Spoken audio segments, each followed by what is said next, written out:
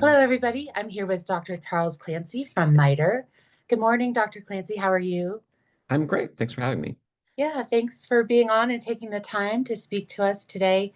Can you tell us a little bit about yourself and what is it that you do? Sure. So my name is Charles Clancy. I'm a Senior Vice President and General Manager here at MITRE, overseeing MITRE Labs, and I also serve as the Chief Technology Officer for MITRE. So I believe I have the coolest job at MITRE. I look across all of our scientists and engineers across our independent research program and really look to build differentiated capabilities that MITRE can bring to bear across all six of the federally funded research and development centers that we operate for the U.S. federal government. Right, and can you give us an example of some of the projects that you're working on right now? Sure. So, as you may have heard, AI is a big deal. Um, and so it's been a major focus of us for the last 2 years, really helping the federal government with its AI adoption journey. So, for example, last year we partnered with NVIDIA to buy an AI supercomputer, a superpod. And this has now given us the ability to train foundation models using government data or government models, and really help agencies everywhere from NOAA to the IRS to DoD and the intelligence community think about how AI can help impact their missions. Right, sure. And we're here to talk about the TechNet Emergence Conference that is coming up in July 15th, Tuesday, and Wednesday, July 16th in Reston, Virginia. And this is the second year of this conference. It's kind of a unique conference. Can you tell us a little bit about it from your perspective?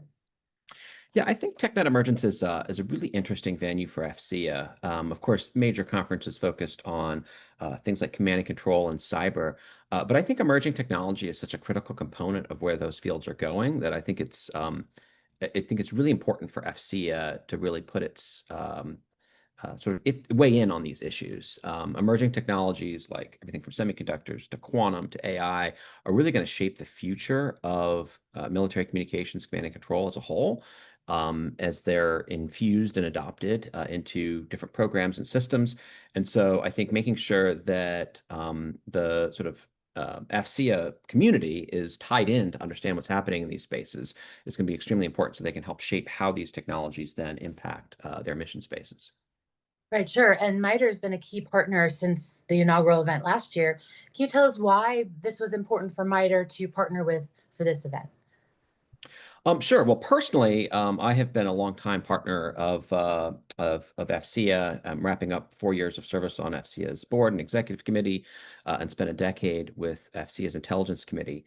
And through that, really saw the breadth of FCA's sort of network and the breadth of people that are really part of the ecosystem that you've spent decades building. And so similarly, MITRE has a similar set of technology interest and mission areas that we have been building over the last 65 years since our formation, supporting the Air Force. And so there's I think been a natural alignment of technology interests and mission areas between FCA and MITRE. And so I really saw this as an opportunity to try and build upon that when we were planning this, I guess now almost 2 years ago as a potential new event. And so, in so much as this is focusing on these emerging technologies is something relatively new for MITRE as a big part of our strategy, it seemed like working on that jointly with FCA would be a natural fit. Right. I was fortunate enough to attend last year, and I thought it was terrific. It really highlighted kind of, these emerging technologies, like you mentioned, advanced communications, trusted AI, autonomy, integrated networks. What can people expect this year from kind of the topic areas that the speakers will be delving into? Well, I think you point out there's the interesting stakeholders as you look broadly at advanced technology. So my view on it is, I mean, historically, DoD has thought about dual use technologies as the government's going to invent something for military applications, and it just so happens there's this commercial application out there that will help provide additional opportunity for that technology to go out in the world. Things like ballpoint pens and Velcro coming out of the space program, right? But I think that entire model has flipped upside down in the last 50 years. And today we see commercial technology driving military capabilities. in a way that is completely unprecedented. So the advances that are coming out of these emerging technology areas, whether it's quantum or AI or semiconductors or commercial communication technologies or proliferated LEO, all of these things are really being scaled commercially, and then are finding applications in the military ecosystem. I think this reflects more broadly the broadening view of DoD's own set of stakeholders, particularly in the current administration, with private capital, startups, what the funders and founders, as I think people are now starting to call them, increasingly part of the conversation in terms of military technology, because the commercial technologies that they're developing are so critical to the future of military operations. My hope is that this event is a place where those different ecosystems can come together in new ways, and with a particular focus on sort of the advanced communications and C2 mission domain, but supported by these emerging technology fields. And so I think at TechNet Emergence this year, you'll see the private capital ecosystem, you'll see the non-traditional disruptive companies bringing new ideas. You'll also see the traditional defense ecosystem, defense industrial base, and of course, folks from across the government who are trying to figure out how to tie all these pieces together. Right, sure. I'm definitely looking forward to hearing from those, funders and founders, as you say. Um, there's this great venture capital panel, um, and some really, innovative points of view from, the money and funding, which I think is unique. I don't think there's a lot of that in conferences. Right. And I wanted to ask about, another big partner for this event was DoD's Office of Undersecretary of Defense for R&E, for Research and Engineering. Why Mhm. is it important that people hear from that office, and why do you think they've partnered over the last 2 years for this event? Well, I think Undersecretary for Defense for Research and Engineering is really the place where they're kind of the front door for many of these conversations right now. So it started with the critical technology areas that were outlined in the National Defense Authorization Act a few years ago. And now those are evolving and morphing as sort of the new administration forms its team within the Pentagon. But they are where many of these conversations are starting. It's how do we begin integrating commercial deep tech, defense tech into the pipeline of innovation that's going to support the military and its programs more broadly. So they are the front door. Eventually, these are going to need to be conversations that the Undersecretary of Defense for Acquisition and Sustainment and the big program offices are going to need to have. But I think it's still fairly early in all of that, and so I think they are the right spot for really trying to convene this new set of stakeholders.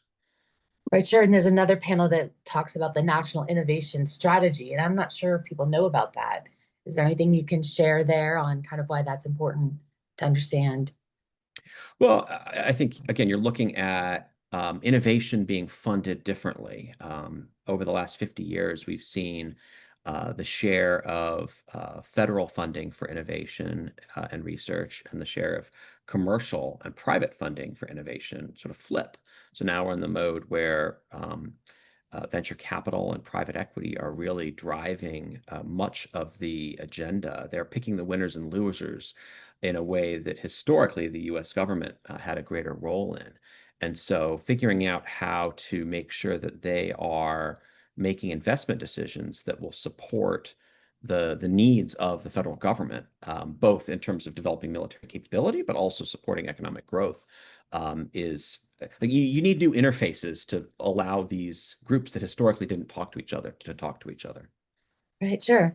And then one last question. I know you're hosting a panel on Wednesday. Can you tell us about that and what you'll all be discussing there? Yeah, so I'm excited to come back and host another panel. We've got folks from the National Science Foundation who will be speaking, and I think it'll be a great opportunity to hear more about where the new, well, now relatively new, not brand new, technology innovation partnerships directorate and the National Science Foundation is headed. They were chartered a few years ago with the CHIPS and Science Act to really look at bringing more top-down, big-scale innovation to NSF and figuring out how to kind of rewire the research apparatus of academia to go after bigger problems rather than kind of every professor's lab trying to solve little pieces in isolation. And the theory was we could go a lot faster if we had bigger, larger scale collaborations across academic ecosystems. And I think we're in the middle of pretty significant changes to how the research enterprise of the country operates, and particularly with the White House and the administration looking at sort of rewriting a lot of the rules around how universities are funded, and how research is funded more broadly. So I think that NSF in particular is going to be in the middle of much of this as a place that's going to have to try and figure out how to take the pieces and rewire them into what the future of discovery and applied research looks like in the country. Right, sure. Yeah, that will be fascinating.